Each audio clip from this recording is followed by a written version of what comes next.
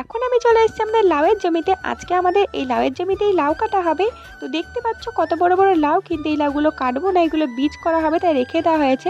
এগুলো গাছেই শুকনো হয়ে যাবে, তারপর এর থেকে আবার বীজ হবে লাউয়ের। যেগুলো ছোট মানে বাজারে পাঠানোর মতো হয়ে গেছে, সেই লাউগুলোকে আমি আজকে কেটে নেব। তো জমিতে এসে আমি লাউ কাটা শুরু করে দিয়েছি। এদিকে একটা লাউ আমার কাটা হয়ে গেছে, আমি এক এক করে সব লাউ কেটে নিয়েছি। এদিকে আমার লাউ কাটা কমপ্লিট হয়ে গেছে। এবার এই লাউগুলোকে ব্যাগের মধ্যে সাজিয়ে নিতে হবে। লাউগুলোকে ব্যাগের মধ্যে সাজানোর জন্য এখন ব্যাগের মধ্যে আমি কলার পাতা দিয়ে নিচ্ছি, কারণ কলার পাতা দিলে কি হবে, লাউয়ের গায়ে দাগ হবে না, তাই কলার পাতাটাকে দেওয়া হয়। তো ব্যাগের মধ্যে আমি এখন ভালো করে কলার পাতাগুলোকে দিয়ে নিচ্ছি। এরপরে লাউগুলোকে ব্যাগের মধ্যে সাজিয়ে নেওয়া হবে। তো আজকে আমাদের এই কটাই লাউ হয়েছে, আমার সব লাউটো কাটা হয়ে গেছে, এখন ব্যাগের মধ্যে সাজিয়ে নেব।